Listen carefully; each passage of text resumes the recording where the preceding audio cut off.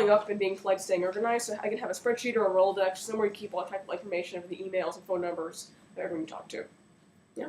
If you accidentally slip a quick follow-up date, what is the longest time past quick follow-up date that still even makes sense to do so? I'd say 3 days. Okay. Like a week is kind of pushing it, but like if interview's on Monday, Thursday 9 a.m. Probably, but like generally as soon as you can. If it's like a month out and you're like, oh shit, I forgot to send this guy a letter, should I just be like, oh, sorry for the late follow-up?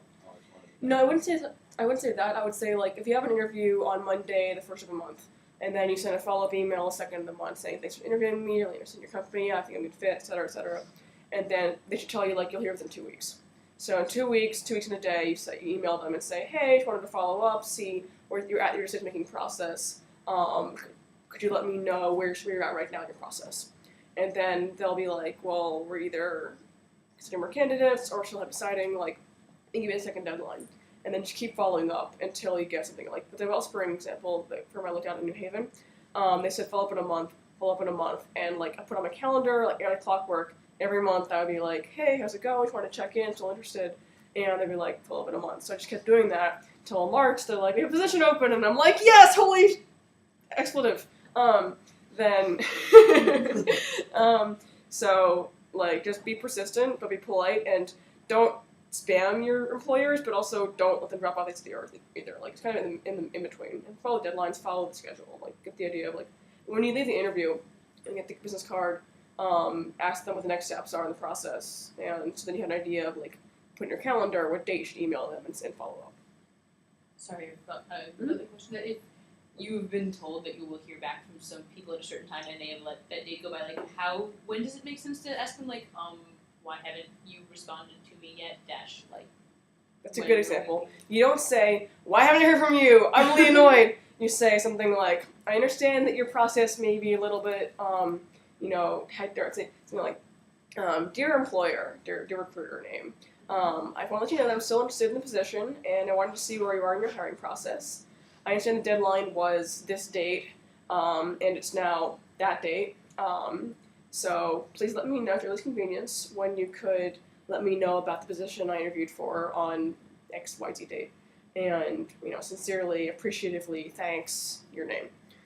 It's kind of a good email formula to follow. So it's all about, playing the game and good, BSing words and stuff. Because you don't want to say, what happened to me versus you're going to say, I understand your process, maybe a little slow, or not even slow. Say, I'd like to know where you are in your hiring process right now. It's just pretty good, business speak for what's going on.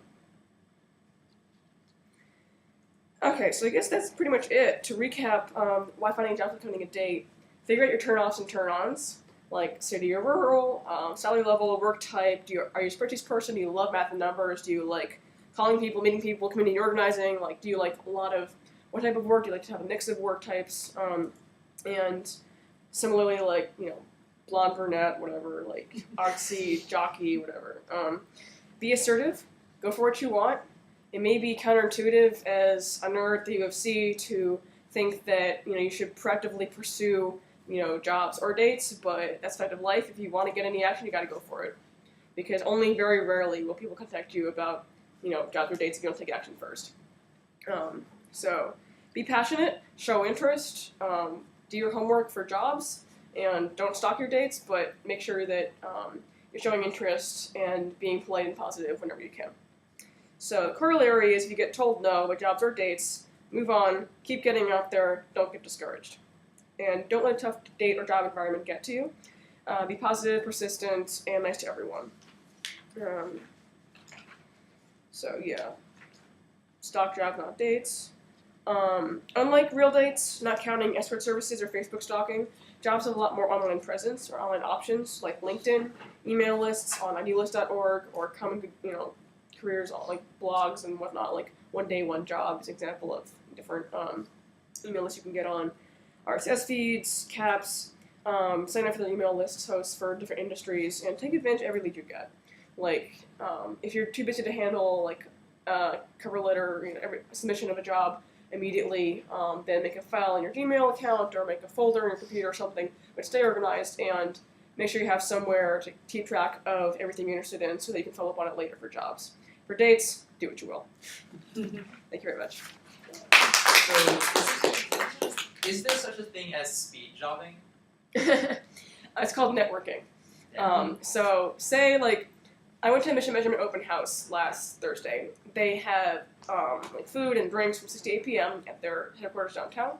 So I have a bus, get downtown, wear my nice business, business casual attire, and get your name tag and business cards, and you say, "Hi, my name is so and so." One line, speech. What are you interested in? And then you kind of chill and chat with them, and you get to meet different people at different networking events. Like Mission Measurement had people from consulting firms, education firms, banks, community groups, independent consultants, unemployed, students, like different bunch of people. So when you go to an event or conference, that's when you do speed jobbing or networking. And so you get a chance to meet different people. So kind of like dating, you want to be able to, but in order to get any action, you have to go out there and like pursue things. So it involves like putting on your suit, going downtown, going to the meeting, being on time, and your business cards, and like saying hi to people. How do you deal with situations where the employer basically says, "Don't call us, we'll call you," in terms of pursuing them? Yeah, that's a good point. Like if it says, "Please email, no calls," don't call, obviously. If it's something like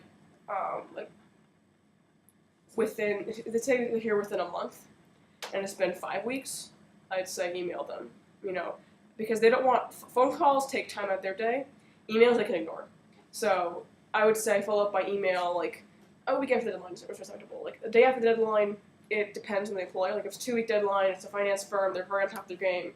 Like a day after deadline is kind of maybe not as common as a nonprofit that's like call in a month and it's like been 2 months, definitely. I'd say like 5-6 weeks after a month deadline is pretty reasonable. But again, be respectful, be polite, like you want to follow up on your hiring process type of language, not like, what's going on? You have a question? No?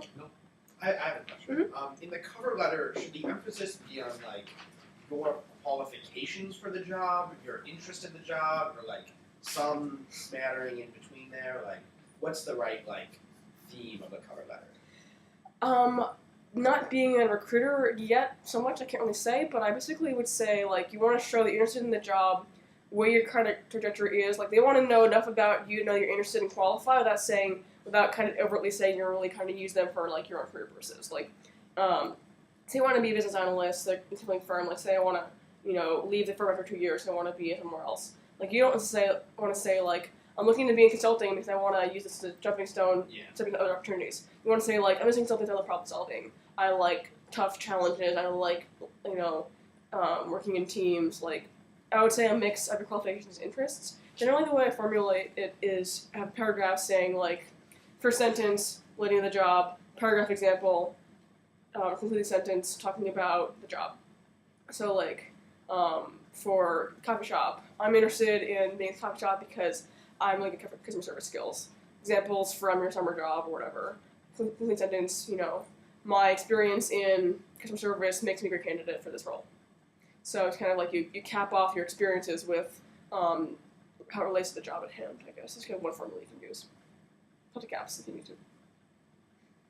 CAPS probably has example cover letters that you can. They do. Example Spend a four. lot of time looking at them. Yeah.